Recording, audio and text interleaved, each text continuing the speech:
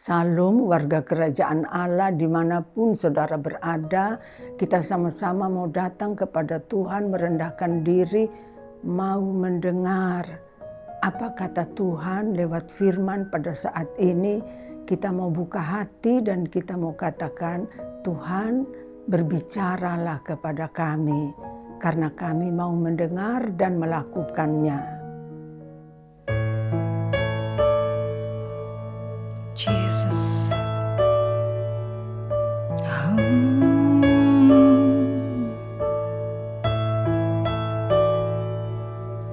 Lord of my life, I love you.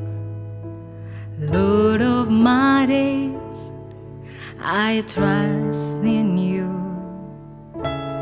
Living beneath the shelter of your wings, my heart safe. When I am lost, you find me. When I'm in it, you shelter me. Lord of my life, you are my secret place.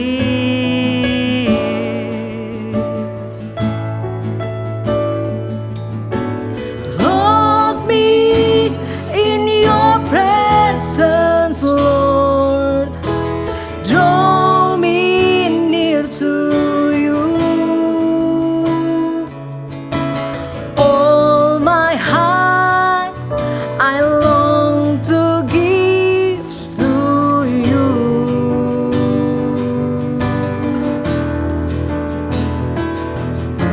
Living to be near you, Lord. I long to see your face, Lord. Forever you're my secret place.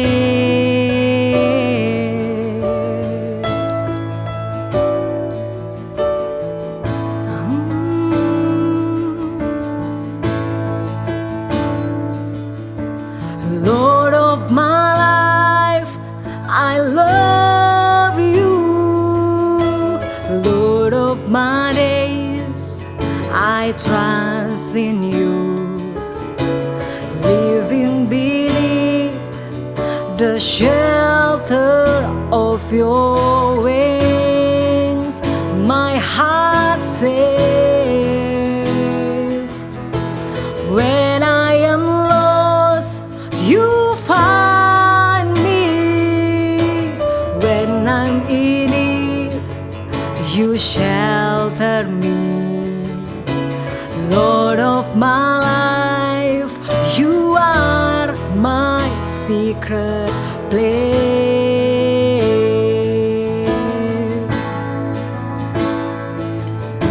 Clothe me in your presence, Lord. Draw me near to you.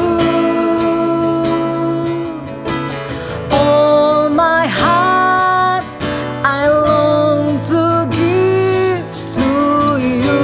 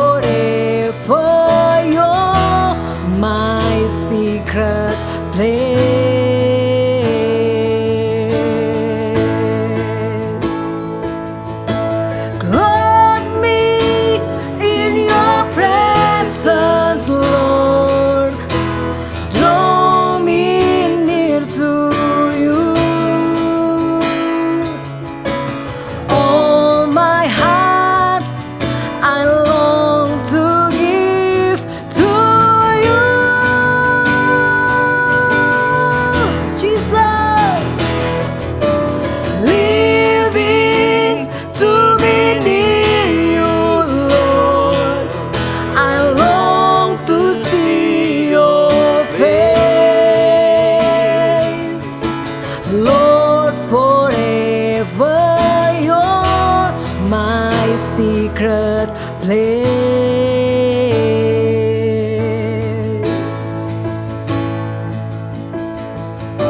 Jesus.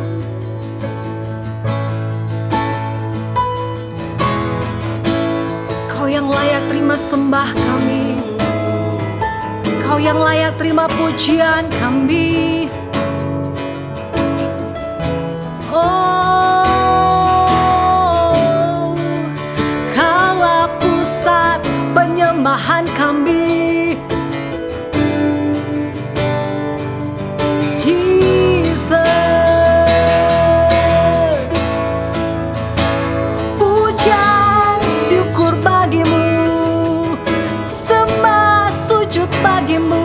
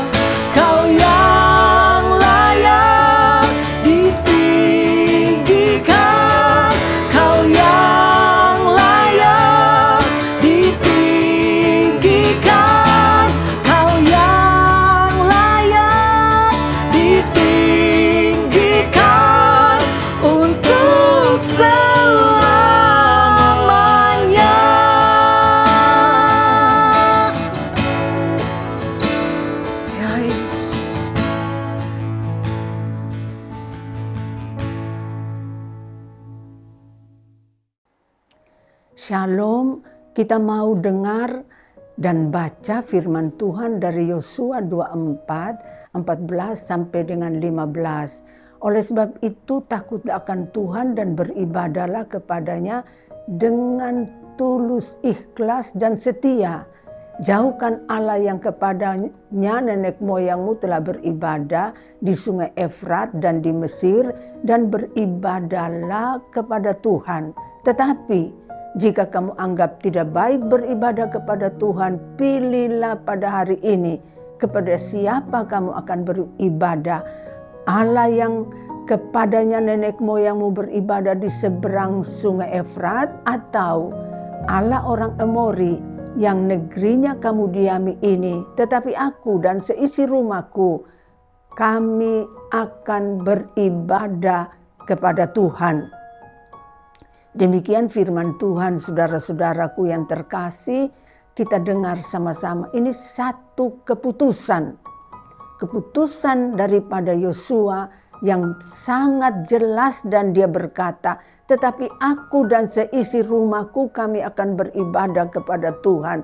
Saya percaya keputusan bukan saja saat dia bicara pada orang Israel terakhir, tetapi sepanjang hidupnya jadi pemimpin, dia sudah teruji, sudah terbukti, sudah jadi teladan bahwa kehidupannya dan seisi rumahnya mereka itu beribadah kepada Tuhan. Jadi ini yang kita lihat dalam diri daripada Yosua, saudara, dengan tema saat ini yaitu keluarga yang menyembah Tuhan sehingga mendapat berkat dan menjadi berkat. Yang kedua kita lihat, saudaraku, yaitu dari 2 Samuel 6, 10-12. Sebab itu Daud tidak memindahkan tabut itu ke tempatnya, ke kota Daud. Tapi Daud menyimpang membawanya ke rumah Obed-Edom orang Gad itu. 3 bulan lamanya tabut itu tinggal di rumah Obed-Edom orang Gad itu. Dan Tuhan memberkati Obed-Edom dan seisi rumahnya. Diberitahu kepada Daud, demikian Tuhan memberkati seisi rumah Obed-Edom dan segala yang ada padanya. Dan oleh karena tabut itu, Daud pergi mengangkut tabut itu dari rumah Obed-Edom ke kota Daud dengan sukacita. Hal yang berikut kita lihat, saudaraku sekalian. Keputusan yang diambil oleh Obed-Edom waktu itu sebetulnya saat itu ada musibah karena tabut itu tergelincir dan dipegang oleh Usa dan seketika dia meninggal. Dan saat itu karena ketakutan lalu mereka menyimpang titip tabut itu di rumah Obed-Edom. Sebetulnya tujuan bukan di rumah Obed-Edom, saudaraku, tapi tabut itu hanya dititip sementara pada Obed-Edom. Sebetulnya Obed-Edom juga pasti takut, saudara. Kenapa dia tidak tolak? Kenapa dia tidak biarkan supaya jangan tinggal di rumah daripada dia dapat musibah? Tapi yang kita lihat, saudaraku sekalian, Obed-Edom menerima tabut itu dengan rasa hormat, menghargai hadirat Tuhan, cinta dan takut kepada Tuhan. Dan keputusan yang diambil oleh Obed-Edom ini bukan saja sepihak, dia punya pengaruh kuat dalam hidupnya sehingga seisi rumah tangganya itu ikut terlibat di dalam beribadah, di dalam menyembah, di dalam takut akan Tuhan. Sehingga semua keluarga ini menjadi keluarga yang menghargai dan menghormati hadirat Tuhan.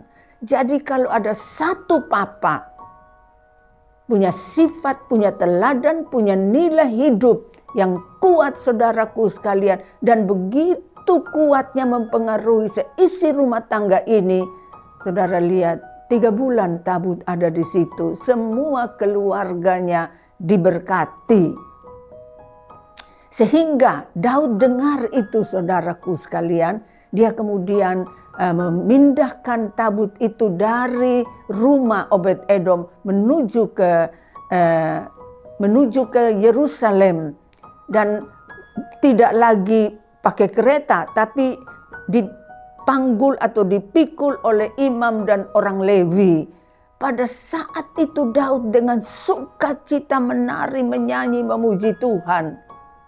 Lalu Mihal, anak perempuan Saul, saudara, melihat Daud meloncat-loncat menari, lalu dia memandang rendah. Dan pada akhirnya kita tahu Mihal tidak punya anak sampai pada akhirnya. Nah, jadi kita lihat sama-sama, saudara, dengan perpindahannya tabut itu, keluarga Obed-Edom ikut terlibat.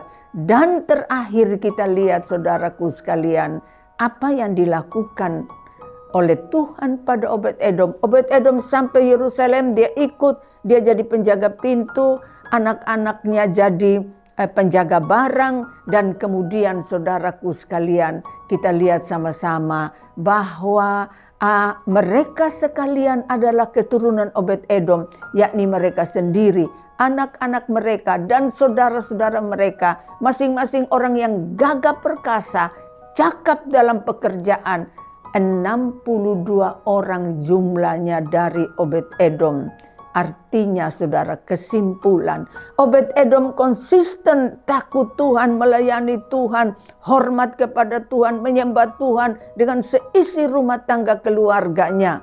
Dan kemudian dia ikut terlibat saudara, waktu tabut dibawa ke Yerusalem, dia ikut bersama-sama ke sana. Dan semua keluarganya saudaraku sekalian melayani Tuhan. Apa yang dibuat Obed-Edom itu juga sampai kepada keturunan. Bahkan keluarga ini menjadi terhormat. Disebut saudaraku sekalian, keluarga yang cakap, keluarga yang perkasa, gagah perkasa. Bagaimana keluarga kita? Papa-papa, mama-mama, mari kita mawas diri, kita perhatikan keluarga kita sama-sama supaya kita bisa menjadi berkat, kita dapat berkat dan kita menjadi berkat. Tuhan berkati saudara. Kita mau masuk di dalam doa. Kami ucap syukur buat firman-Mu saat ini Tuhan. Kalau kami mengaku kami banyak kekurangan dan kesalahan. Kami kurang perhatikan keluarga, kami berjalan sendiri, kami tidak jadi teladan. Kata-kata kami, sikap hidup kami mungkin menyakiti satu dengan yang lain. Tapi saat ini kami mohon kepadamu Tuhan, berikan kami hati yang mau berubah. Tolonglah Roh Kudus, ubahkan kami supaya mulai saat ini kami ambil keputusan. Kami ikut Yesus, kami mau mengikut Yesus, mau melayani Dia, dan mau taat dan hormat dengan seisi rumah tangga dan keluarga kami. Sehingga punya pengaruh yang kuat sampai kepada keturunan kami. Semuanya menjadi keturunan yang takut kepadamu. Di dalam nama Tuhan Yesus kami sudah berdoa. Haleluya. Amin.